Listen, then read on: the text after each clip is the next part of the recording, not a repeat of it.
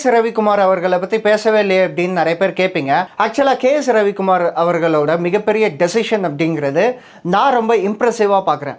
ஏன்னா கடைசியாக அவர் தமிழில் வந்து லிங்கான்னு ஒரு படம் எடுக்கிறாரு. அது கமர்ஷியலாகவும் கண்டென்ட்டாகவும் பெருசாக ஒர்க் ஆகலை. மேபி அந்த ஃப்ளாஷ்பேக் போர்ஷன் மட்டும் சில பேருக்கு வந்து ஒர்க் ஆகியிருக்கும். பட் கமர்ஷியலாகவும் கண்டென்ட்டாகவும் ஒர்க் ஆகலை. ஓகே, நமக்கு மசாலா ஃபிலிம் மார்க்கெட் வந்து தெலுங்குல இருக்குது அப்படின்னு தெலுங்கு போகிறாரு. அங்கே வந்து நம்ம பாலையா வச்சு 3 படம் எடுக்கிறாரு. 2 படங்கள் தப்பிச்சிருது. கடைசியாக அந்த ரூலர் அப்படிங்கிற ஒரு படம் மிகப்பெரிய டிசாஸ்டர். அதாவது பாலையா படங்கள் எவ்வளோ கமர்ஷியலாக இருந்தாலும் பார்க்க ஒரு ஆடியன்ஸ் இருக்கும். ஆனால் அந்த ஆடியன்ஸே நிராகரித்த ஒரு படம் தான் வந்து ரூலர்.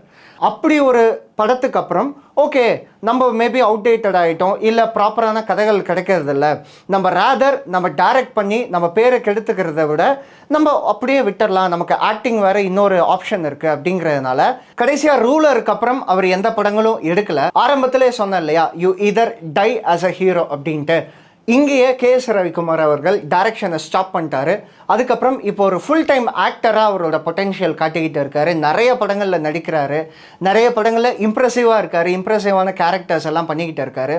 ஒருவேளை அவர் டைரக்டரை கண்டினியூ பண்ணியிருந்தாருன்னா, ப்ராப்பரான கதைகள் இல்லாமல் இப்போ இந்த லிஸ்ட் ஆஃப் டைரக்டர்ஸ் எப்படி அடி வாங்குறாங்களோ சோஷியல் மீடியாவில், அந்த மாதிரி எஸ் ரவிக்குமாரும் ஆகியிருக்க நிறைய வாய்ப்பு இருக்குது. ஆனால் அவர் ரூலரோட நிறுத்திட்டார், போதும் இதுக்கு மேலே நம்ம விலகிடலாம் அப்படின்ட்டு.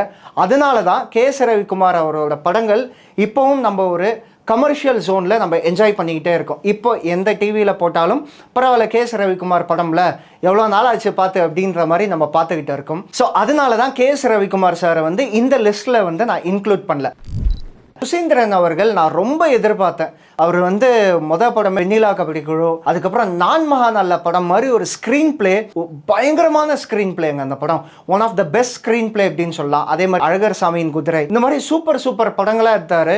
ஸ்டார் படங்களான பாட்டை, அதே மாதிரி ஈஸ்வரன் படங்கள்ல பயங்கர சொதப்பல். ஸோ இந்த மாதிரி மிக்ஸ் ஆஃப் ஃபிலிமோகிராஃபியில் இருக்காரு.